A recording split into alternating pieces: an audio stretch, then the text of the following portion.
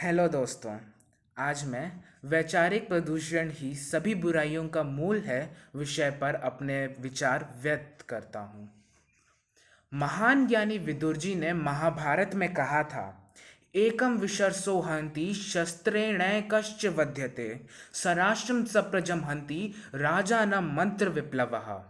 अर्थात विष के प्रयोग से एक ही व्यक्ति को मारा जा सकता है, शस्त्र के प्रयोग से कुछ लोगों का वध किया जा सकता है, परंतु विचार में प्रदूषण अगर पैदा हो जाता है तो समस्त राष्ट्र, प्रजा एवं प्रजापालक सभी का विनाश हो जाता है। यानी विचारों में प्रदूषण सभी प्रकार के प्रदूषण से ज़्यादा हानिकारक है।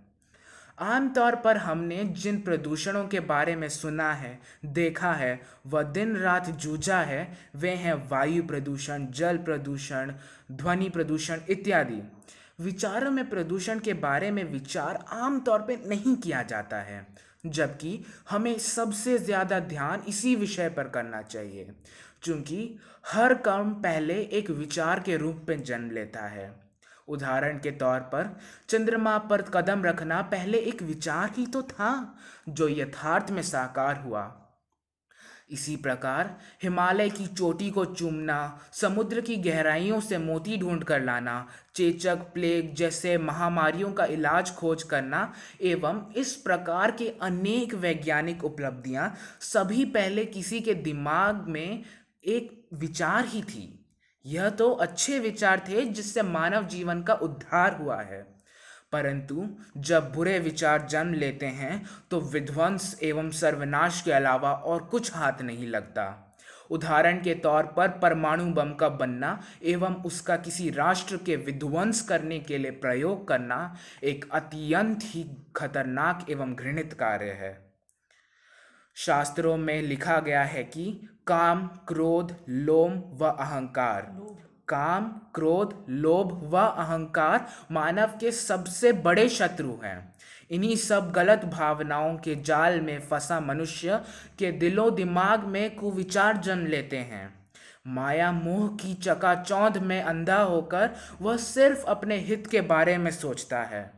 यही कारण है कि धरती पर इतने सारे संसाधन एवं प्रकृति के अनगिनत वरदान होते हुए भी इतनी गरीबी, लाचारी फैली हुई है। कुछ लोग जरूरत से ज़्यादा अमीर हैं और कुछ दाने दाने के लिए तरसते हैं। यदि जिनके पास धन एवं संसाधन हैं वे मदर टेरेसा जैसे सोचें तो यकीनन इस धरती का रूप रंग कुछ और ही होगा। इसी प्रकार जल प्रदूषण, वायु प्रदूषण या रेडियो ध्वनि प्रदूषण, ये सब मनुष्य के प्रदूषित विचारों का ही तो नतीजा है। मनुष्य इतना स्वार्थी हो गया है कि अपनी स्वार्थ में प्रकृति एवं वातावरण को जो नुकसान पहुंचा रहा है उसका असर आने वाली पीढ़ियों पर बहुत बुरा होगा। यदि विचार सही हो तो निश्चित तौर पर हम ना सिर्फ हर प्रकार के प्रदूषण पर विजय पा सकते हैं, बल्कि मनुष्य आज जिन सब कठिनाइयों से जूझ रहा है सब पर विजय पा सकता है। बोया पेड़ बबूल का तो आम कहाँ से मिलेंगे, यह कहावत हम सब जानते हैं। इसी प्रकार यदि हम प्रदूषित विचार व मनोधारणा से कार्य करेंगे तो उसका नतीजा कभी अच्छा नहीं हो सकता है, क्योंकि वैचारिक प्रदूषण ही सभी बुराइयों का मूल है। धन्यवाद।